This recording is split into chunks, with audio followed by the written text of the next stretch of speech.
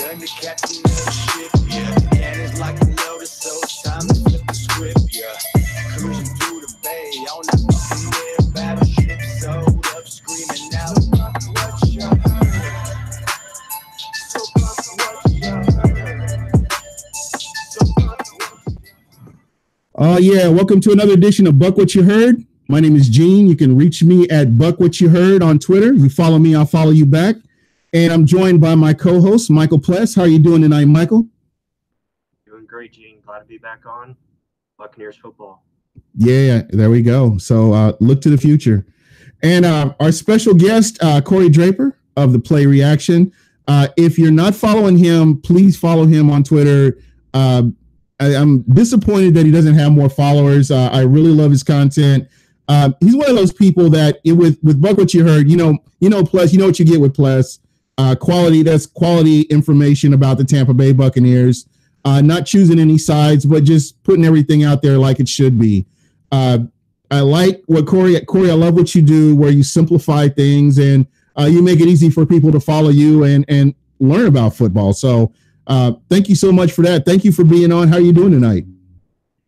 I'm doing great. I'm glad to be with you guys. Thanks for having me on, Gene. I listen to you guys a lot, and I really appreciate you having me on Buck What You Heard and Real Bucks Talk. I mean, I love the stuff that you guys do, and yeah, it's an honor. So happy to be here. Yeah, and you know, and we talked about this last week. We had Aaron Jacobson on from 620 last week, and we were talking about the Baltimore game, and we kind of didn't see Tampa winning that game, but again, it's just kind of how it went. They looked good in the first half, and I don't know what you guys thought, but what you saw in the first half was you saw a team that was out there fighting, and they were making plays and doing what they needed to do to win the game. So that's, I guess you would say, promising. I don't know if there's a consolation prize in pro football. I guess that would kind of be it. I guess. What do you guys think? And just jump in, anybody at any time. Just go ahead and jump in.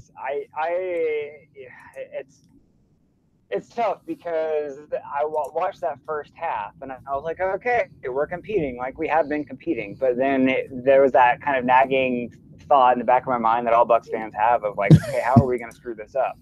So, and that's honestly what we did. The game felt while watching it worse than I think it was. I mean, we were still competitive the whole way through. It was a one-score game towards the end.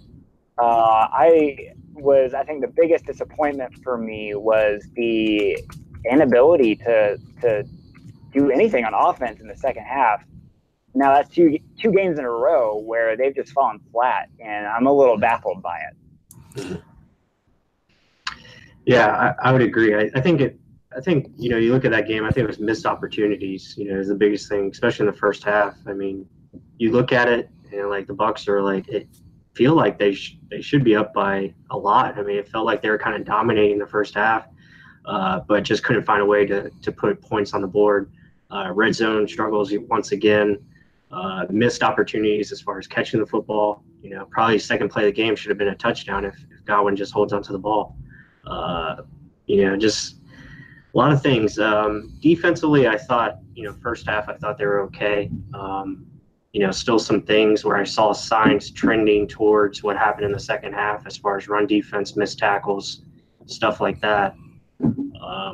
But then you look at it offensively, we just didn't have the ball enough in the second half. I think we only had like 3 or so drives.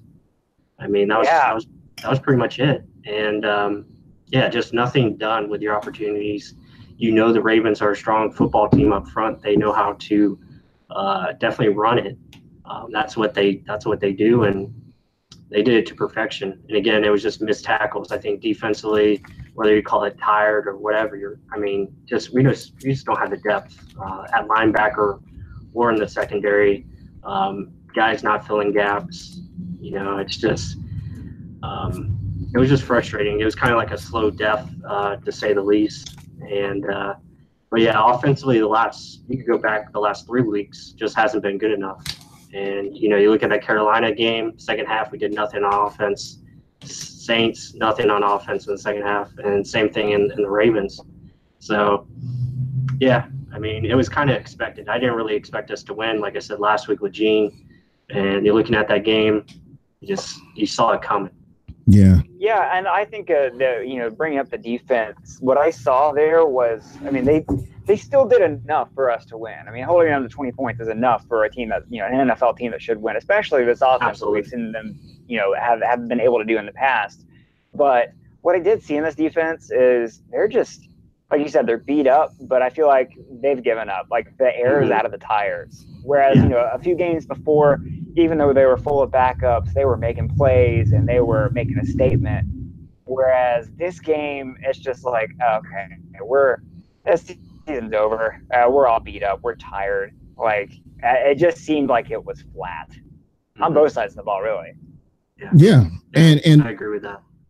And that's something we've seen from the Bucs in the past, where it's just like, well, I don't think they're milling in. I just think they're missing pieces, especially like in the linebacker core. I mean, you have Levante David, but you're missing that Kendall Beckwith. You're missing Quan Alexander out there big time.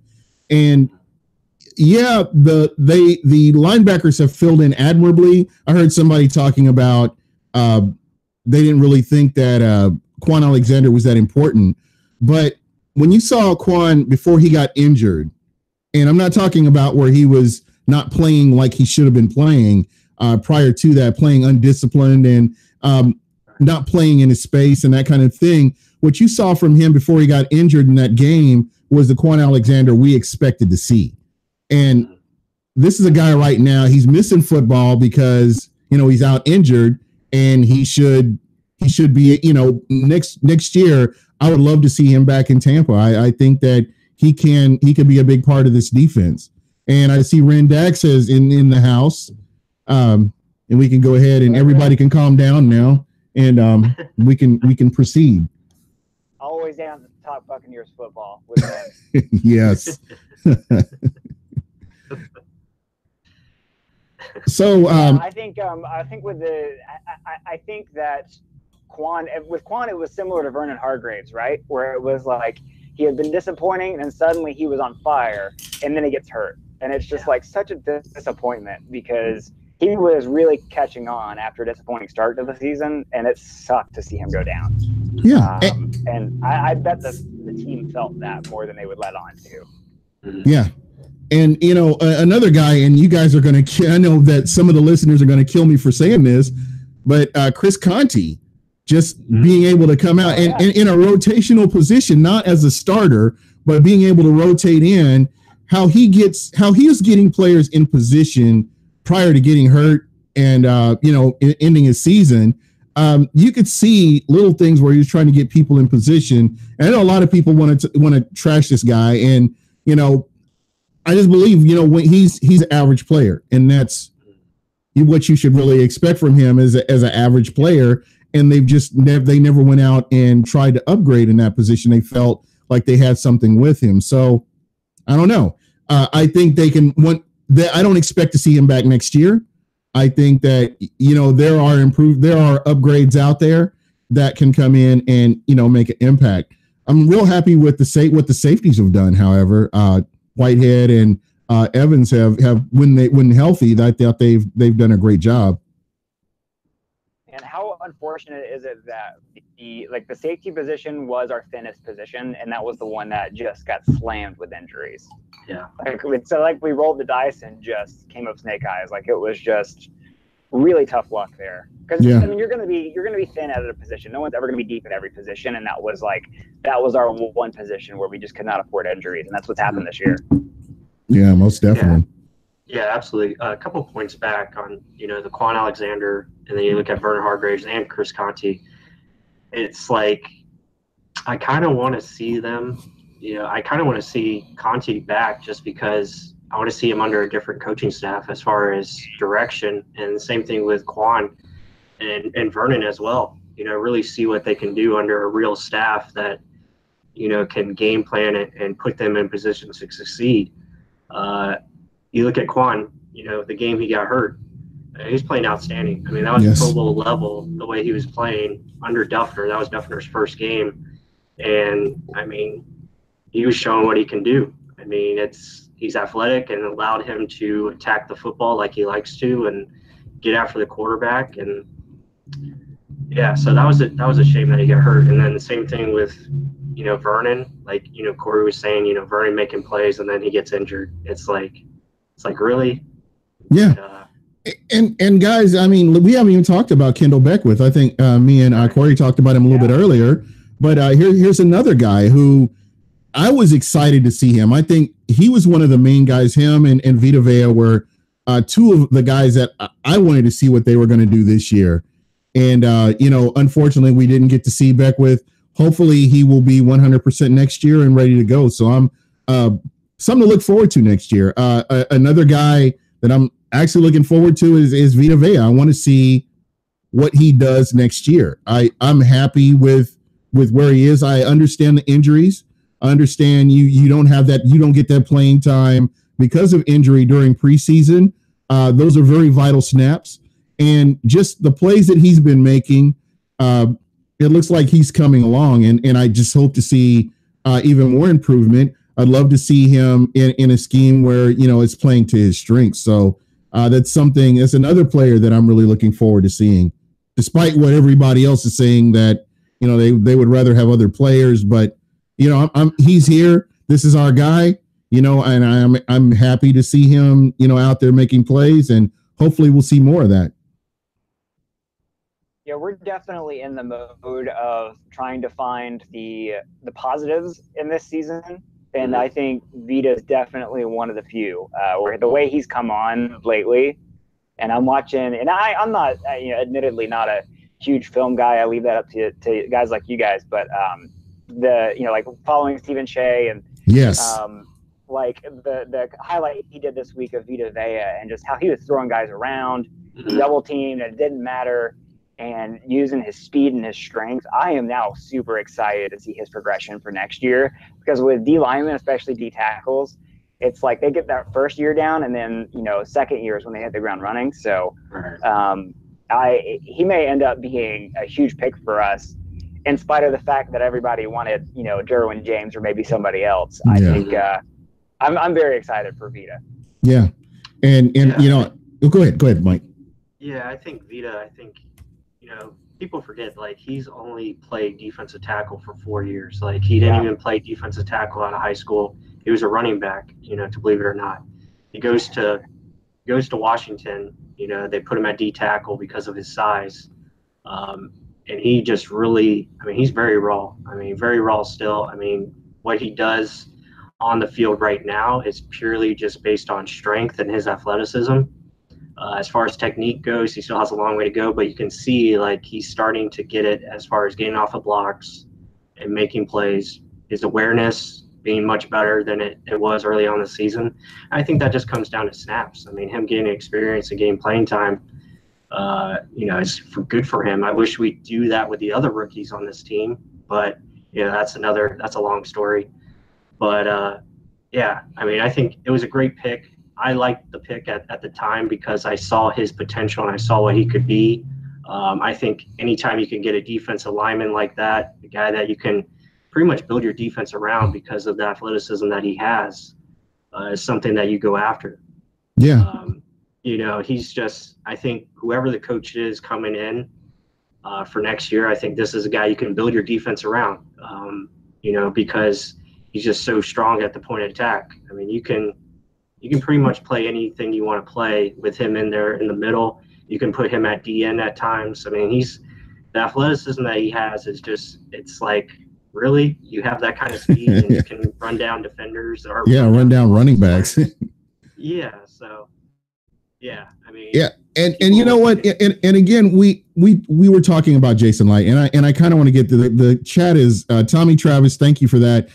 He's talking about Kevin Minter as a player. He was asking, what do you guys think about him? Another guy, Carl Nassib. And Carl Nassib was a steal. I'm sure the Browns are kicking themselves that they didn't keep him, but I'm happy to have him here in a Bucs uniform. I think here's another guy that has played better than what was expected of him. Kind of like JPP. He has been better than billed to come in and do what he's done. I'm excited for these guys, and hopefully they can kind of keep these guys around and fill in the blanks with some of the players that aren't up to speed or doing what they really need to do.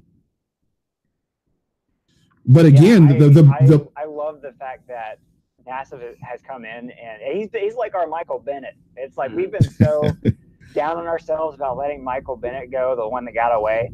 But now it's like we've done that to the Browns. I'm sure Browns fans are really pissed off that he was let go, and now suddenly, I mean, if they're paying attention at all, like he is our second best pass rusher. Yeah. So on a team where we thought we were stacked in defensive line.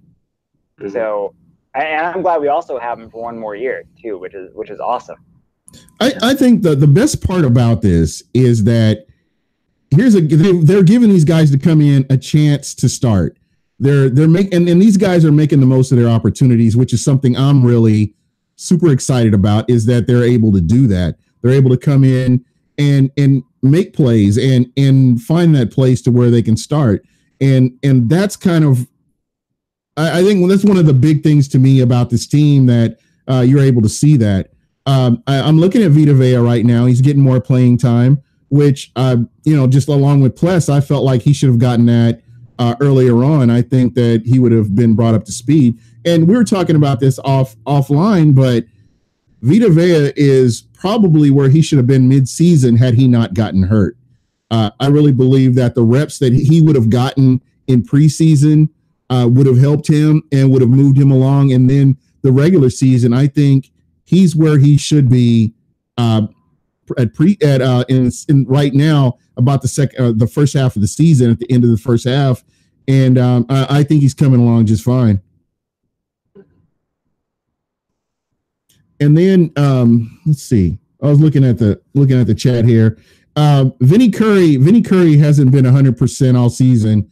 I think he's been kind of nicked up, and I think that's been a big part of the problem with him. He's a guy that, and we talked about this on what you heard before the season started. These are rotational guys. Bo Allen, Mitch Unrein, Vinny Curry. These were all rotational guys where they weren't projected to really be starters. They were projected to be rotational guys. And then you have, had everybody been healthy, you've got Vita Vea, you've got, Mitch Unrein, you've got Bo Allen, all these guys, rotating in. And that's what the defensive line was supposed to be like. And it wasn't until, I want to say, it was after the Bengals game is when you saw the defensive line all together. Well, not all together, but for the most part, they were together where they were healthy. And that was the first time you'd seen it all season. And you saw where things were starting to come together. And yeah. I don't know what it is about Tampa, but injuries over the past 4 years, injuries have killed this team. I mean, free agents that come in, they get injured, and it's just not the same. Yeah, and I think it's a great point, just bringing up all these guys and what this team should look like. And we look at this team on paper and we're like, hey, this is great talent that we have on this team. And so, and I know we talked a little bit about this offline too, is, people want Jason Lightfire. They want, us to clean house completely, which we still might do. But and I'm not saying Jason Light is the best GM we've ever had by any stretch. I mean, he's definitely made his mistakes, but people just point to the drafts and say, man, he's dug us a hole, with the Guayo pick and just bad second round picks in general, aside from maybe Ali Marpet. And I think people are not looking enough at the talent on the roster and seeing not only the draft picks, but the guys he's brought in, like Carl Nassib, the gems that he's found. And, he could have rested on his laurels with this stacked, quote unquote, defensive line that we had and not tried to get Nassib, but he did, because he's now understanding that you can never have too many pass rushers. And that's helped us out greatly. And I think Light deserves a lot of credit for that. And I would not mind seeing him back for another coach, just because I feel like while he's not probably the best GM in the league, I think he's done a lot of good for this team. And I brought this up earlier to you guys too. People want the GM gone, but they also want the head coach gone. The reason we want the head coach gone is because he has been we expect this team to do better. We see the talent this team has, and we want them. We think they're a playoff caliber talented team. Well, then that credit goes to Jason Light because he's the one that built this roster. So if we think they're enough, if they're talented enough to get to the playoffs, then we should be giving Light the credit and then just want the coach gone because it's not a good fit there. But I feel like you can't have it both ways there. Right. I feel like we have. Well, I think Light's built a competitive team or one that can be, but we just don't. We just haven't clicked, and that goes to coaching. Yeah. Yeah, I have to 100% agree with you on that. Again, if they do let him go, they go through the process and look at all options as far as bringing in a head coach.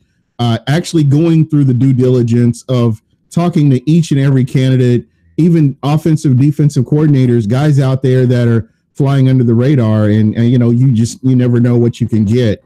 And again, the NFL is a copycat league. You look at what happened, finding a guy like McVay. I know you mentioned earlier on, off camera, we talked about Raheem Morris and how the Glazers may be gun shy about bringing in a guy with no coaching experience. And you have to kind of look at Dirk Cutter. Dirk Cutter had no, as a head coach, no NFL head coaching experience. So, again, you have to get that right guy, that one guy that will help this team, not just offense, but offense and defense, to put them in a position to succeed.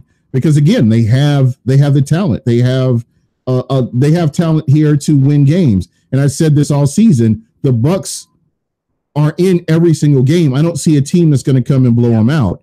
It's going to be one of those things where it's a close game and they beat themselves. So I don't know. Except when they play the Bears. Yes. Yeah, I think you're right. My issue is now to the people at the top, because the Glazers now have, 4 strikes and you're out kind of a deal, where they brought in Morris, Yano, Lovey, and now Cutter.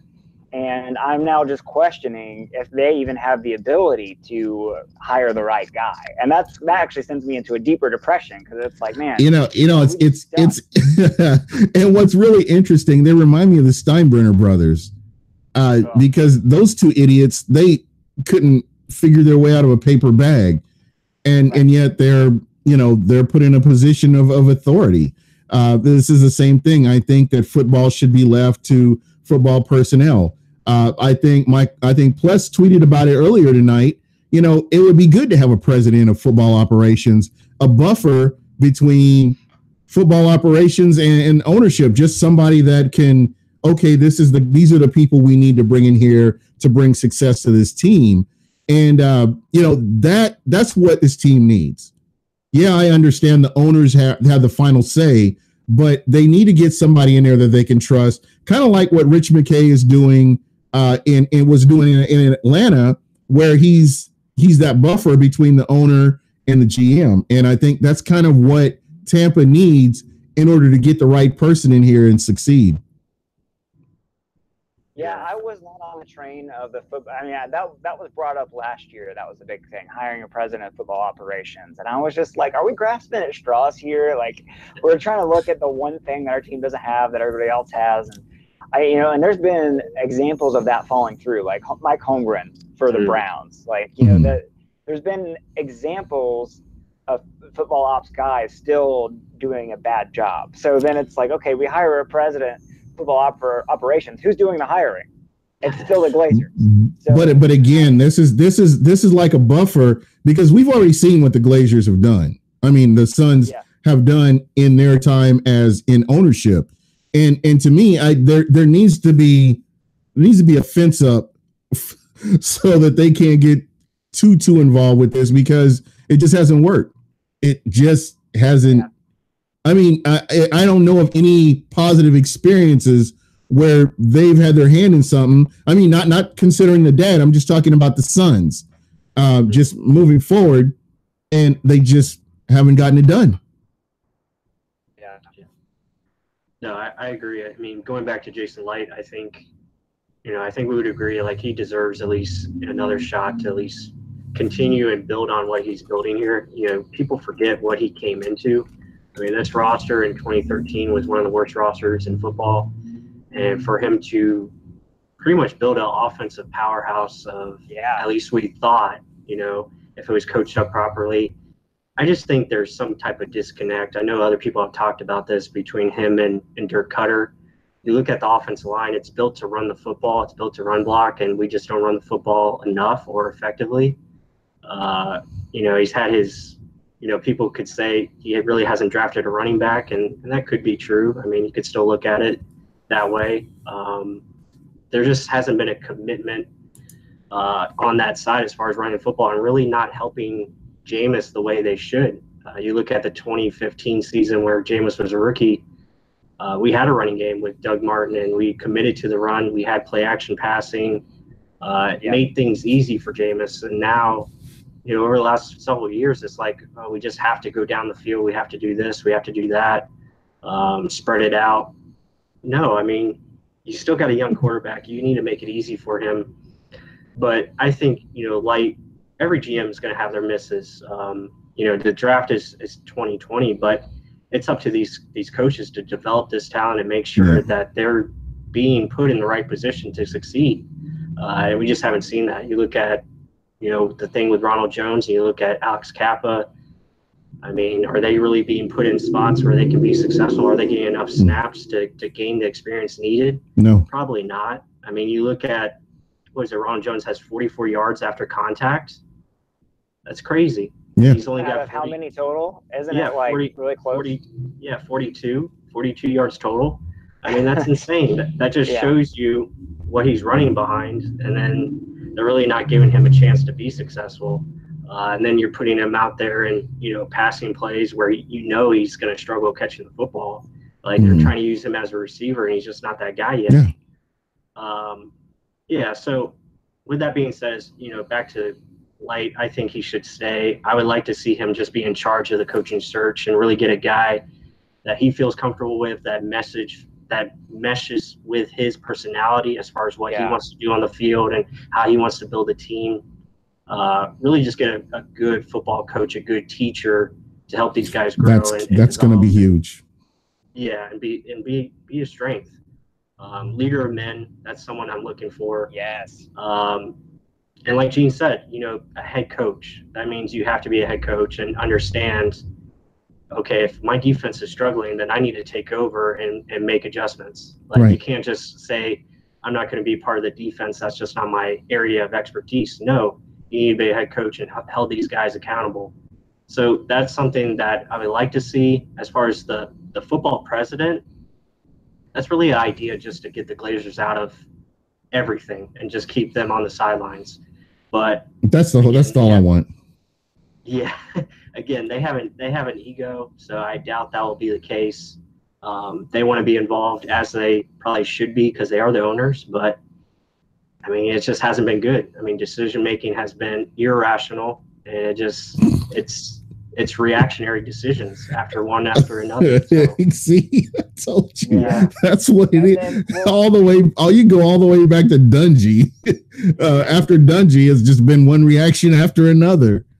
Yeah, it definitely has. And, you know, going back to the case for Light, he has yet really, I mean, I know Cutter was his choice, but he has yet to really go out there and find a guy. Because Lovey was the one that brought Light in. Exactly. Have we ever seen that in the NFL? Does that ever happen where a coach brings in a GM? I guess with Gruden bringing in Bruce Allen, I guess that's. Yeah. See how that worked out. Already here. I mean, both Lovey and Light started in the same year, but they hired Lovey first and then got the GM, which is backwards how it usually is. Right. And then, you know, we hired Cutter from within. But I think we all agreed, given at the time what was out there and also trying to build a young QB and not wanting to have him go into a whole different system and what they had was working, like you kind of understand the decision to keep Cutter there, to hire from within. Right. But like Light has not had a chance yet to go and do a coaching search for real. Right. And just, okay, we're not going to hire from within. Let's find somebody that I want and will work with me. And I kind of would like to see that, see what he's got. And I know people are talking about Bruce Arians, which, I feel like he's that will not happen. I still welcome it. Just FYI. White's been around, and he's been through some really good organizations and winning organizations. And Right. I don't know. I just feel like I feel like he just needs another shot. I don't feel like he's earned the right, so to speak, to be fired just yet. Right. Yeah, I agree. So, and guys, I know we kind of got off the subject of running back, but do the Bucs need to be looking at the running back position? I mean, I'm looking at Peyton Barber. He's got 762 yards right now, 5 touchdowns, and they didn't commit to the run. Do we blame Cutter for that, or do we blame Monken? Because Monken's the one calling the plays. Allegedly. Because I'm putting my tinfoil hat on right now and saying allegedly he's calling the plays. Allegedly. Well, that's true. We can only go off what we know. Yeah. But we were so pissed at Cutter last year for being so hard-headed about establishing a run when Doug Martin wasn't getting it done. Mm-hmm. And then so here we are now where we're not running a whole bunch. And now that's the knock on where, hey, we're not running enough. But you look on film, and what our run game had been doing up until the last few games is just this O-line has not been blocking for them. I mean, it's been a gross run game for the first half of the season at least. So I don't know. Where does the blame lie there? Because Monken has been allegedly the one calling the plays here. Mm-hmm. And since we don't run, the play action is gone. But then again, how can we establish the run when we're only getting 1-2 yards a carry because they're getting hit before they reach the line of scrimmage? So, I mean, when you look at the season, I'm looking at the Pittsburgh Steelers game. Peyton had like 8 touches. The Chicago game, he had 7 touches. Atlanta, he had 13 touches. And we're talking about the Cleveland game, he had 11 touches. It's just they haven't committed to the run. This is a guy that gets stronger and stronger as he runs the ball. And just throughout the season, you just haven't seen them say, okay, this is what we need to do. It's been more of a vertical attack. Let's stretch the field. Let's try to get the ball down the field and not taking what the defense gives you. And, you're putting Jameis Winston in harm's way, just having these design running plays for him. And all it's going to take is one hit. And then where are you at? So I don't know. I understand what they're trying to do. I get it. I'm not a head coach, but if it's me and this is a guy that you're looking for next season, I would try to get that running game established. I mean, you've got a lead in the fourth quarter. You need the running game. You don't need to pass the ball. You need to be able to run the ball effectively, keep that defense on the field as much as you can and eat up clock. That's not what they're doing. And it's just, it's frustrating to watch sometimes. Well, yeah, I mean, you remember, I'm kind of back and forth on this because I'm trying to think of the context. So a lot of the games you listed there, we were playing from behind a whole lot. I mean, got down early against the Bears, got down early against the Steelers, got down early against the Falcons. Mm-hmm. So you kind of understand them getting a little pass happy there. And also, I'm thinking back, what game was it where we needed to run out the clock and we couldn't even get 2 yards? At the end of the game. I think we still ended up, maybe it was a Panthers game. I can't remember what it was, but it was like we couldn't.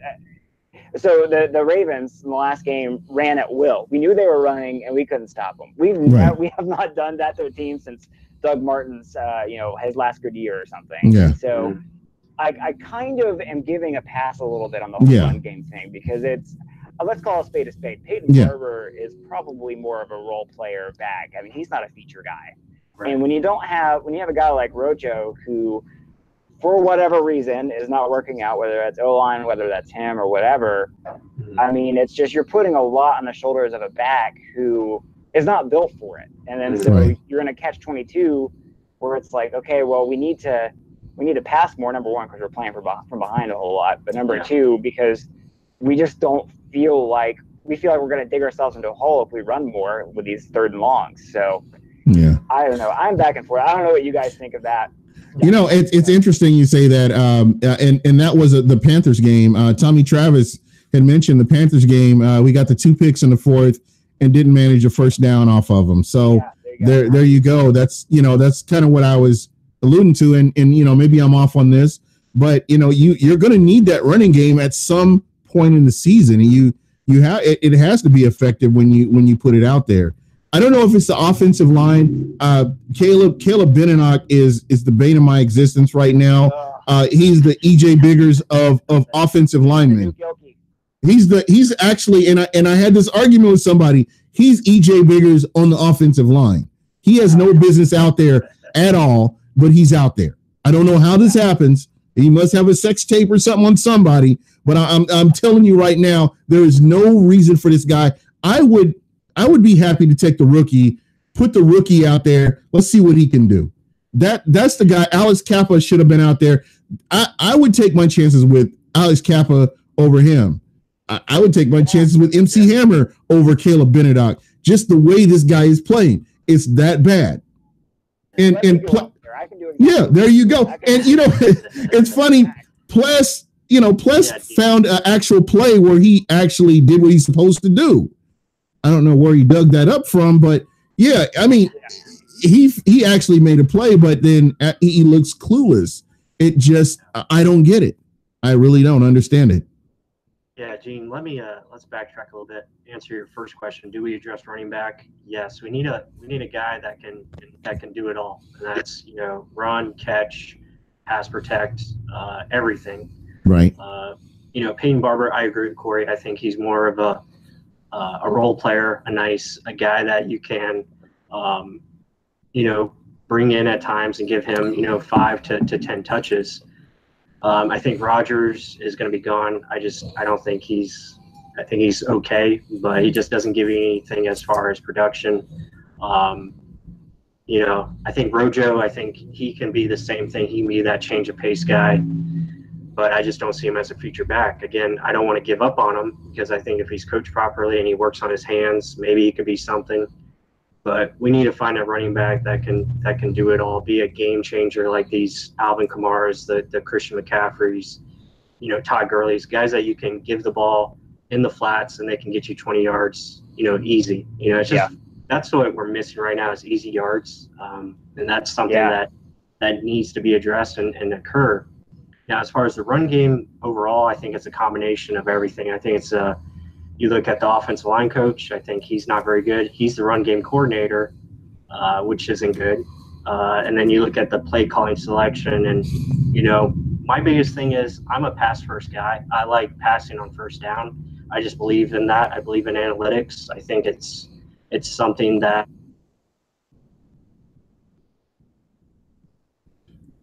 we lost you. We lost your audio. So Mike, can you hear us, Michael? Because we cannot hear you. Oh, there you go. There we go. Yeah, I can hear you now. Can you finish up that last part? I was really interested in what you were saying. Can you repeat that last part?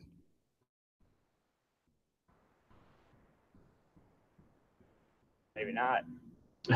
Wait, what happened? Oh no, we missed the last part. Can you repeat that last part? I didn't get the last part of what you were talking about, and I thought that was very important. No, what I was saying is like the run offense. I think George Warhop definitely needs to go. I think that needs to be a change. Yeah. But then you look at this offensive line. Obviously, we have a problem at right guard, so that needs to be addressed. But is it the coach? Is it the O-line coach? What do you think? I think it's, like I said, it's a combination of everything. I think Warhop definitely needs to be changed out. I think, like I was saying with the pass first, I like that. But if you're running the ball efficiently, and that's the main thing, if it's working, then you need to stick with the run. And I'm not asking for these guys to get 20 attempts every game. That's just not in today's NFL. Mm-hmm. I think what you need to do is be efficient with the run. That means it has to be a consistent threat where you can get 4 to 5 yards, per carry. That's something that needs to happen. But again, it has to be worked in with your offense to be efficient and be effective. It's about consistency with it. Like if it's working, then you need to continue to work that in, but you have to be creative at the same time. And a lot of that, we're just not very creative. Like we try these toss plays and I call them the dirt cutter special. And they just don't they just don't work. The stretch plays, we just can't do it. Our best run is when we're doing counters and we're bringing guys across and we're just doing simple down blocks and pretty much taking a guy out of his space and creating another gap. And then Peyton Barber can do what he wants and run north and south. But we just don't do that.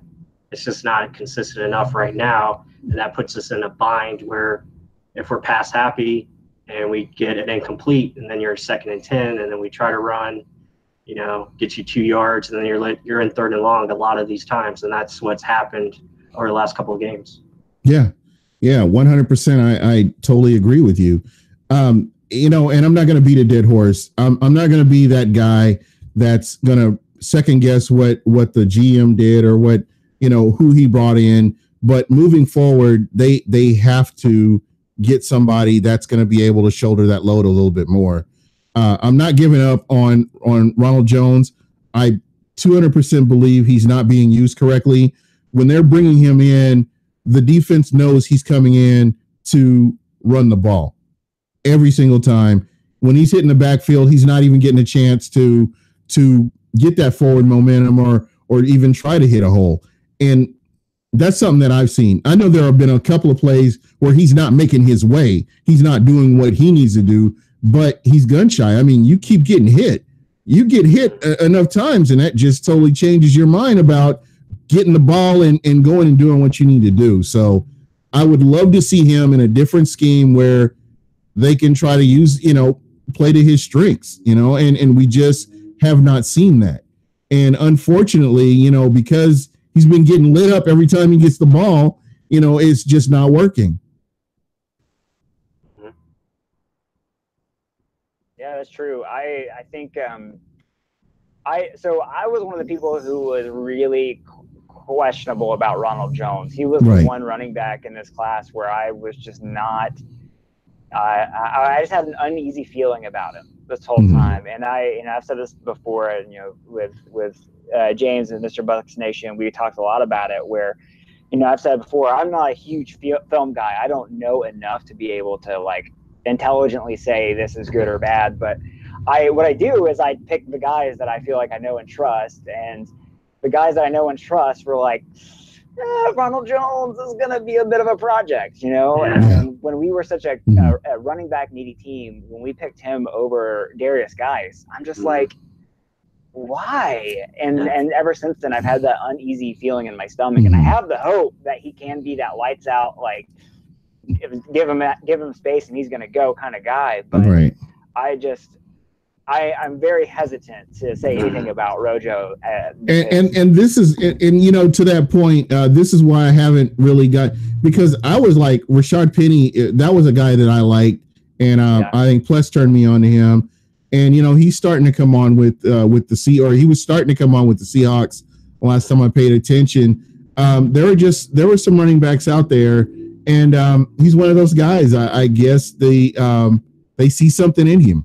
I don't know. We'll wait and see. Let's see if the offensive line, if they fix things on the offensive line and get some more guys out there. We'll just have to see what happens. I'm not sure how this is going to go, but it's just one of those things. I'll just wait and see. I'm definitely not going to label him a bust. That's for sure. You can't just do that after 1 year for a player. I mean, there's plenty of examples of players who sucked their first year and then the switch flipped. So I'm not ready to just throw him under the bus yet. Yeah, go ahead, Plus. Yeah, sorry.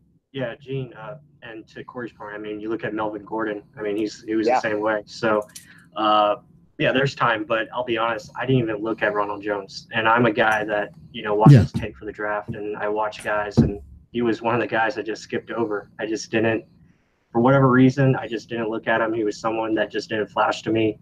I was a big fan of Darius Guice. Nick Chubb was my guy. I like what Nick Chubb can do. Granted, he got picked before us, and there was a run on running backs, and I think Justin Plowski, he brought this up. He was like, I think the Bucs panicked because they were looking at running back. They wanted some guys, and there was a run. Dexter Jackson situation. Was Penny picked right away? Was he one of those guys too? Penny was first round. Yeah, he was first round. Sony Michel right after him. Right. Then you had Nick Chubb go, a couple picks before us. Yeah, I was looking at Darius guys, or even like a Kerryon Johnson. He's more similar to Peyton Barber, but at least he can catch the football and be effective. And those are a couple of guys.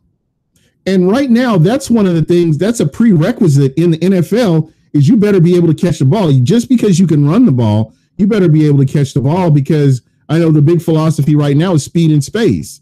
And you've got a running back, and you can get him the ball where he's got open space to make moves and move those chains. That's what he should be able to do. Not all the time, but it should be an option that they can go to. Hey, this guy is getting hit in the backfield. Let's get in the ball in space and let's see what he can do.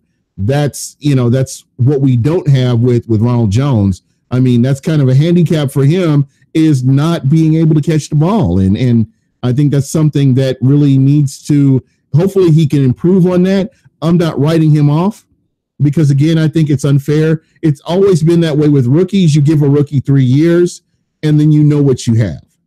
And that's just been the way it is. And I think that's what we have to do here, is just take a deep breath, take a step back. Hey, let's see what happens. Mm-hmm. Yep. Definitely. Agree with that.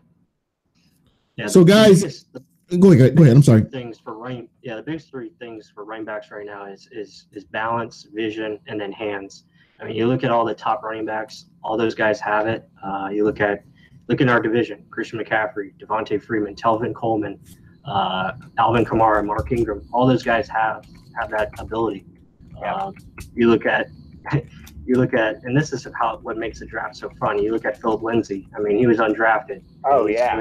He's doing outstanding for the Broncos, and he's got that. He's got balance. He's got the vision. He's got the speed, the hands. I mean, that's what you look for, and especially in today's NFL. Yeah, it really gets under my skin when you have a team like the Broncos who drafted a guy and then has Philip Lindsay come in, and it was like, oh, it's just an embarrassment of riches. And same thing with the Seahawks. Like they don't know which running back to play more, because they're all good. And it's just like, man, that must be nice. Find a running back. Like, that's kind of one knock I'm having against Light right now, because it seems like we just can't find a running back to save our lives. Yeah, I know. It's crazy. Buccaneer Bruce said, I'd be willing to bet that Jones will end up being good. Buccaneer Bruce, what's up? It's a possibility. It's a huge possibility. There have been guys that, just didn't get it the rookie season, and then they come on, after that. So everybody learns at a different clip. And, we live in a microwave society. That's something we really have to kind of overlook, and just hope that, this is the guy that turns it around. The light bulb comes on and he's a difference maker. He may be that guy next year that nobody's thinking about, that comes out and he makes an impact. So I don't know. I'm not writing anybody off. I mean, everybody else can if you want to. As I've always said, fans, you root for teams the way you want to. I totally get it. But I want to see what their body of work ends up being before I can say, okay, this guy was a bust. They said Gerald McCoy was a bust after 2 seasons, and we saw what he turned into. And again, it's just one of those things. That's just kind of how it is. And real Bucks talk. Mark is in the house. What are you doing up anyway? But anyway, So guys, we have the Dallas Cowboys coming up.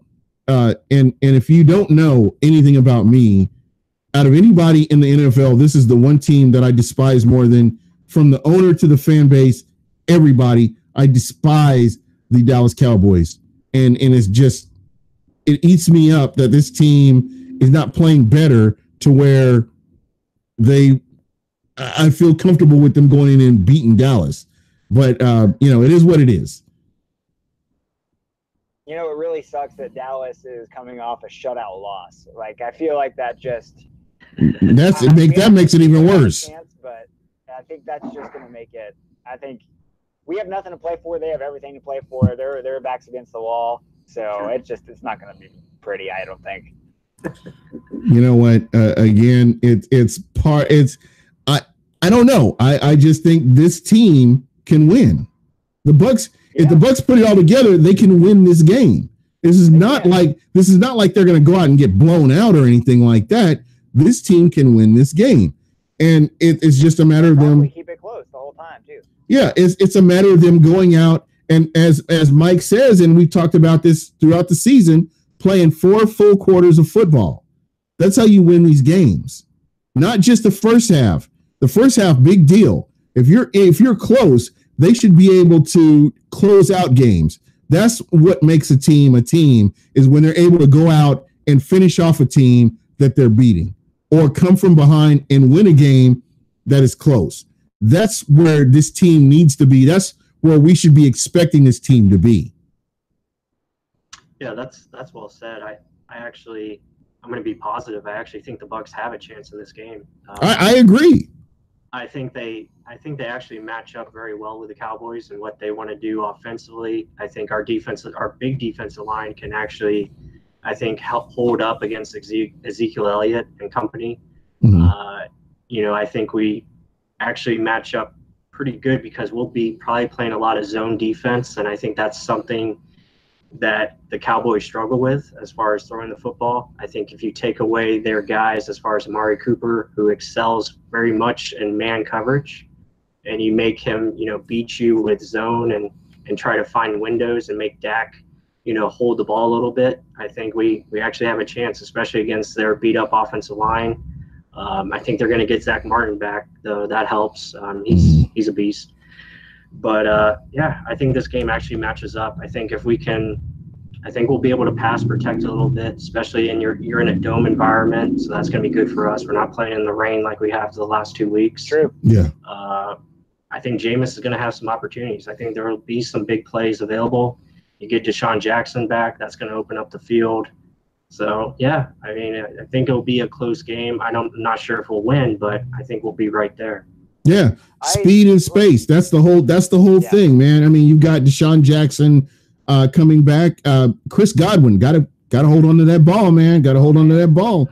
Mike Evans, a guy that we haven't talked about Mike Evans in this podcast, but Mike Evans he's been playing incredible this year, and he's another guy that I expect him to have a huge game against this Dallas Cowboys defense, and I just don't think they've been tested like this with the weapons that Tampa has. So again, if there's execution there, I don't see a reason why the Tampa Bay Buccaneers couldn't win this game.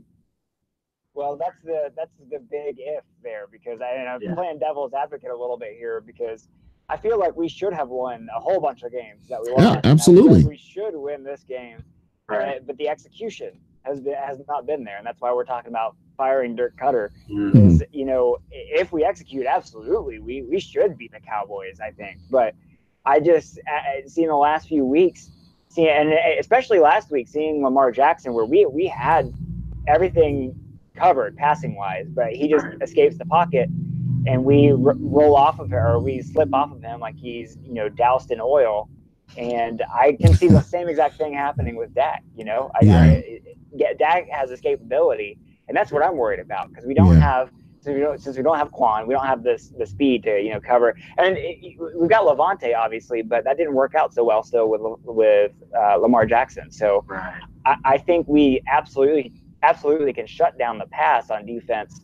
But what I'm worried about is those extra few seconds that we give him, where he rolls out and no one's covering the middle of the field and he runs for 12 yards on 3rd and 10. So that's what I'm concerned about. And then offense, and maybe plus you can speak into this, because it's something I've been battling of, kind of the new Jameis, so to speak, where he is playing safer. And I'm concerned that he's not taking shots because he's so afraid of throwing a pick. And because of that, he's become a game manager, and suddenly he's not throwing up the 50-50 balls to Mike Evans like he should be, or whatever it is, which on one hand you kind of want from that, but on the other hand, you need a dominant defense for that to work. Right. So I don't know if you have any thoughts on that, but that's another concern I have. No, you're on the right track, because I see it on tape. You look at the interception last week, it kind of looked like he just double clutched there. It looked like he wanted to throw it initially, and then he's like, oh crap, I don't know now. And then, it came out wrong. It ended up short. But he's missing opportunities, especially down the field. You look at the Saints game, he missed some opportunities to take shots and put points on the board, to be honest.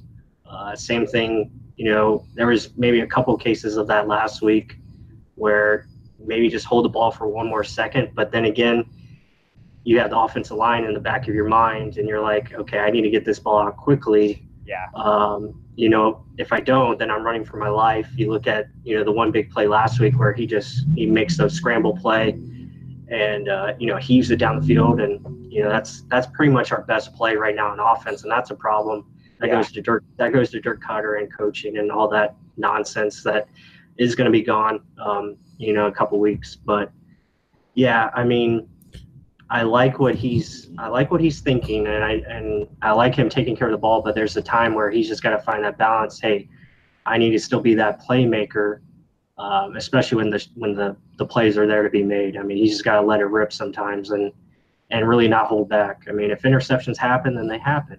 But you got to go out there and make plays.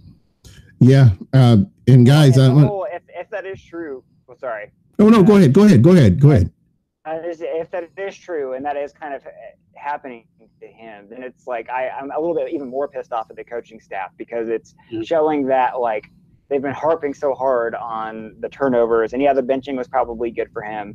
Right. And we needed to harp on the turnovers, but at the same time, their offense is not built for him to be protective of the football. It's like they're wanting to say, don't throw picks. But here's a 7-step drop back where you're trying to throw a deep ball to Deshaun Jackson or whatever it is, Yeah, and exactly.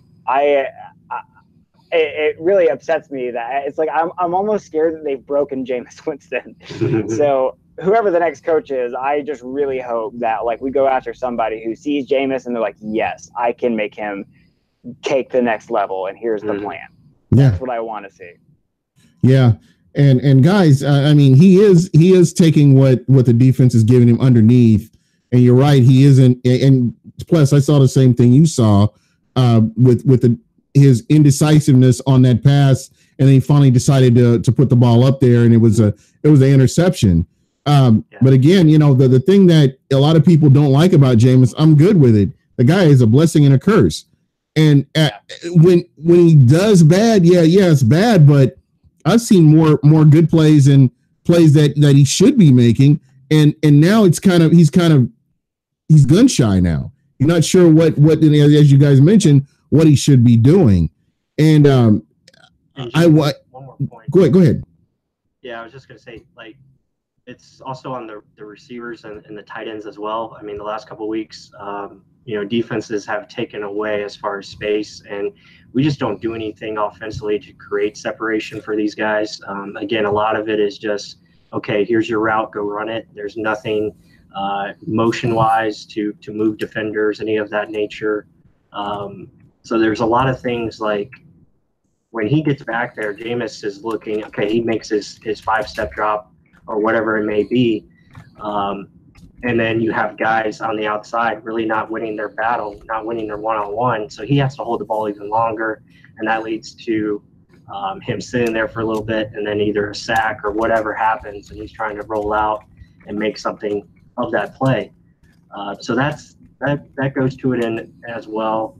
Just the offense in general is really not helping him out. So that plays it into a part. Decision making, and then he's got all these things going on in his head. Mm-hmm. Okay, I can't turn over the ball.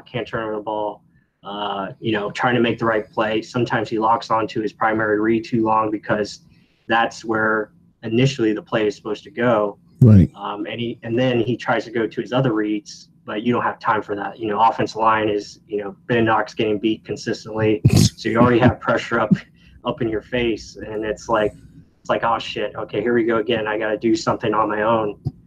So it's really hard for Jameis, and that's why I think, you can't really get too much on him. Yeah. I think once you find the right coach, like Corey said, I think he's going to be much better. when he's put in the right piece of offense where he can be that playmaker, but also have options to go the safe route. And let me ask you guys this, and I want to get an answer from both of you. What do you think about Jameis Winston as a guy that's able to audible out of a play and or call his own plays at the line? He's an X's and O's guy. I mean, we've seen that from his rookie season. What if he's seeing something on the defense that they're in a formation they're in, and he's like, okay, I think I can beat this. Do you think that he's been in the league long enough to where they should be giving him that opportunity to do things like that? That's a great question. I don't know. I don't even know how to begin answering that, because one would hope so. Like, from what we've seen of him, he is very football smart. Like, he understands plays and he understands coverages and he understands all of that. But at the same token, he's young still, and he's still, if this is his fourth year, and he still hasn't seen everything.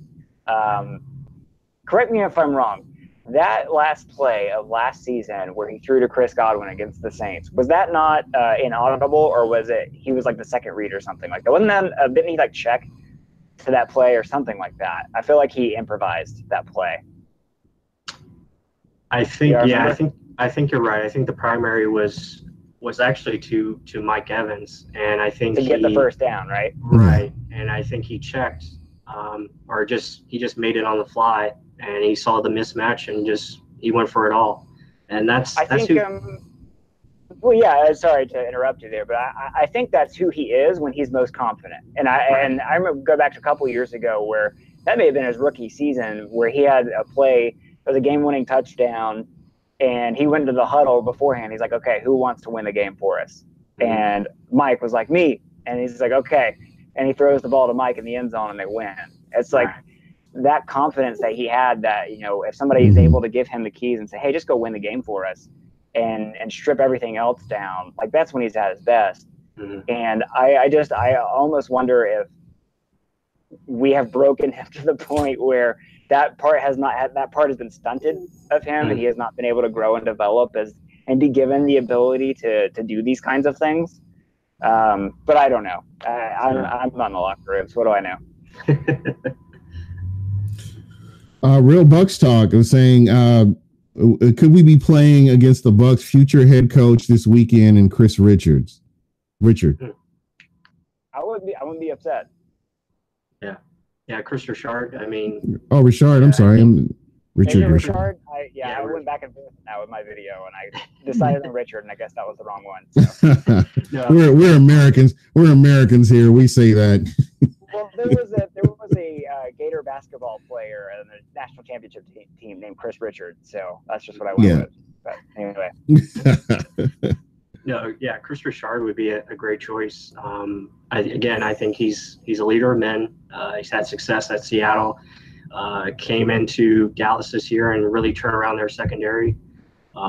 Again, a young, energized head coach that I think can really take control of this team and really give them a direction. I think he's got a good plan. I think he understands what he wants to accomplish, and that's being physical. So I wouldn't have a problem with it. Again, we'll have to just wait and see. Then it all depends on who he brings in to coach the offense, right? What happens to the offense? Again, you have the Glazier factor. You have to factor them in. I mean, is this too far? Is this too far gone for somebody like this who to come in and do something, for them to take a chance on somebody like this to come in? I just don't know. I mean, if it were Jason Light, I can understand that, they're going through all the process of checking out all these head coaches, but the Glazier factor just based on their body of work, man, I don't know, man. I'm just nervous about this. Very nervous. That's got to be a guy that, it's definitely a guy you want to interview. We have to at least give him a shot to absolutely the job, I would assume.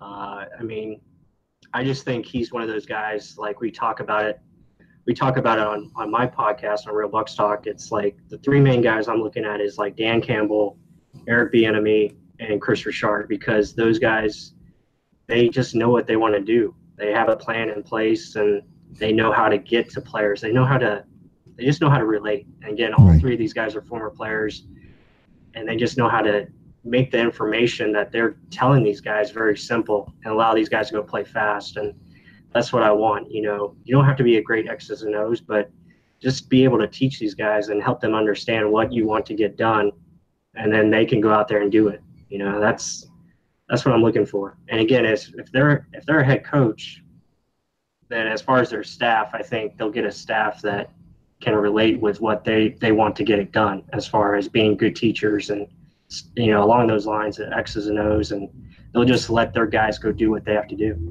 And making adjustments has got to be one of the biggest parts for me. Being able to make adjustments on the fly, I think is very important. You look at New England. That guy, that coach can make change. He makes changes on the fly. I mean, he makes those adjustments and puts his team in a position to win. That's what has frustrated me about all these coaches that Tampa has had. These guys want to try to put a round peg in a square hole, and it just doesn't work. They need to be able to be flexible and say, okay, we're getting beat doing this. Let's do this. Let's try this. It's not happening. They're like, okay, this is our game plan. We're going to run this from first quarter to fourth quarter. Let's see what happens. And we can't do that. Yeah, it's funny you bring that up, because I feel like I remembered both Dirk Cutter and Mike Smith when they were hired talking about how we're going to adapt what we do to our players, because that was a knock on Lovey. And so it was like, I guess it all just ended up being, lip service, because they knew that was the thing that would get fans on their side. So it's one thing to say it, but to actually do it, like, we need that badly, because it's just, you're right. You're completely right about that, Gene. And I meant to say that, I was going to say this earlier, is I'm lusting after that Andy Reid coaching tree with the enemy. I mean, you have Nagy, and you have who's the other coach? Doug Peterson. That's right. Yeah, Super Bowl winning Doug Peterson. Dude, that's two coaches who have come in to a team with a young quarterback and revolutionized their offense. And then Peterson did it with a young quarterback and then a backup quarterback. Yeah. So and adapted his offense to fit both of them. And I don't know if that's an Andy Reid thing, but I feel like it is, because of what they've done with Mahomes. So I'm very intrigued by Bieniemy. Public Bieniemy number one to save Jameis. Yeah, I would be happy with that. Like that.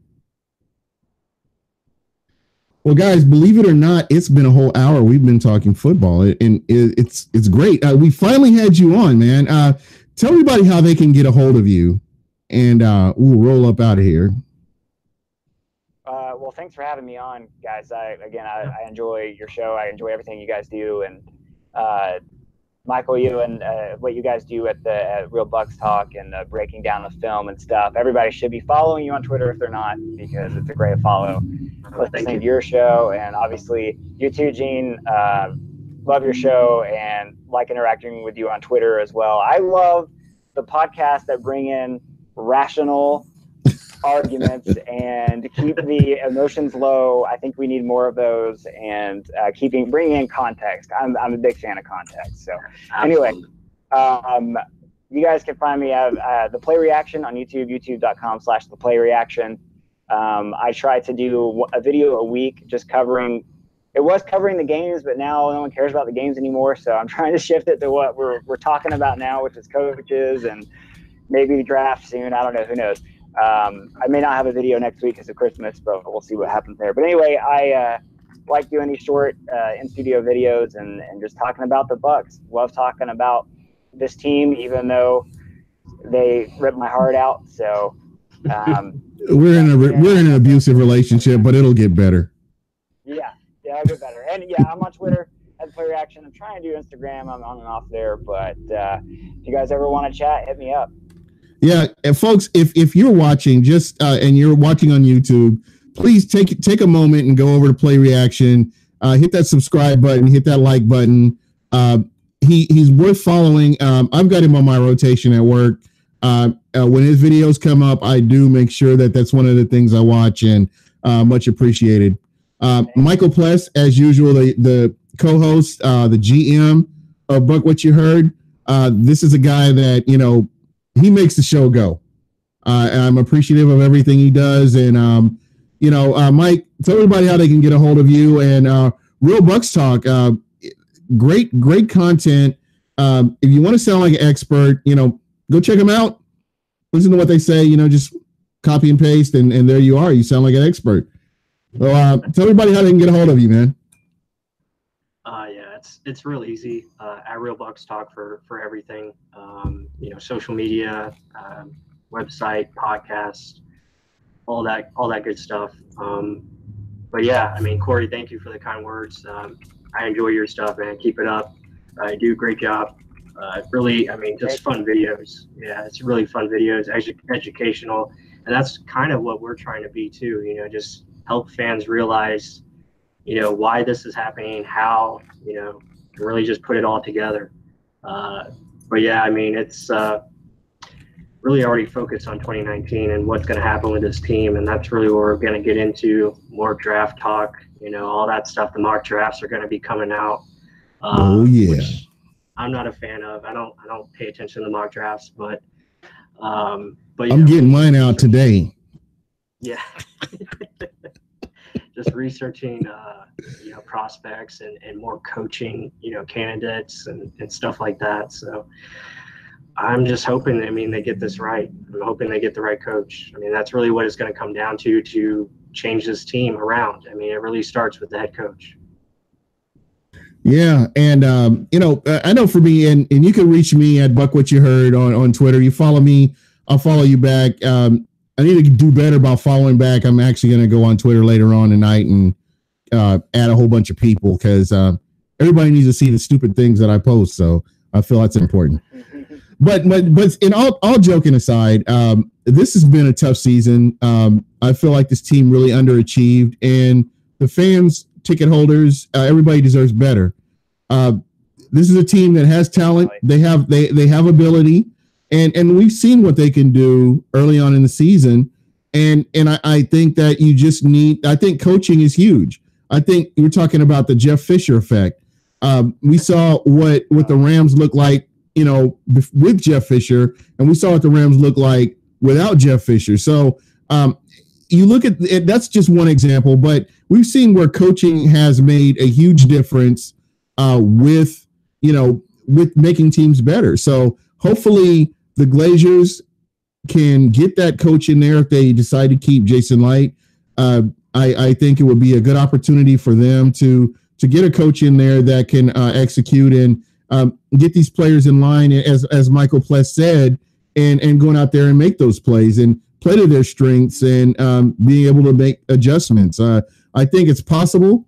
I think that this team could surprise a lot of people next year with the right pieces in place. And I think, like, on that offensive line, I think you fix a few pieces there, and you're looking at a totally different team. So people coming back from injury next year, something to be excited about. Some of the players that will be back here that we have forgotten about because they've been injured for so long. So it's going to be an exciting season next year. Be very interesting to see how everything goes.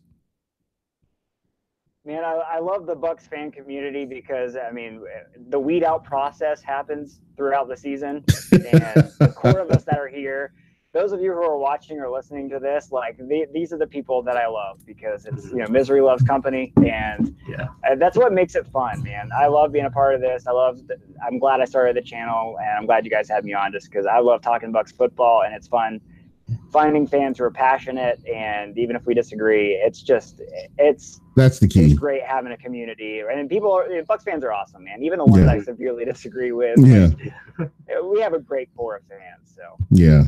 And I think, when the winning happens, and it has to happen, it's the law of averages, it'll just make things even better. You saw what the fan base was like, how energized everybody was the first two games of the season. Yep. And that's something that you could potentially expect to see, as things progress. I think we have the coolest logos. I would get arguments about the uniforms, and, they may be changes. We don't know. But again, this is just this is the place to be. I love Tampa, and Tampa is always going to be Tampa for me. So again, thank you guys so much, and I appreciate you. And we're going to go ahead and roll up out of here. Believe it or not, I can't believe we went a whole hour, and it didn't even seem like it. So we're going to get out of here. And again, thank you everybody for your comments, and we're out.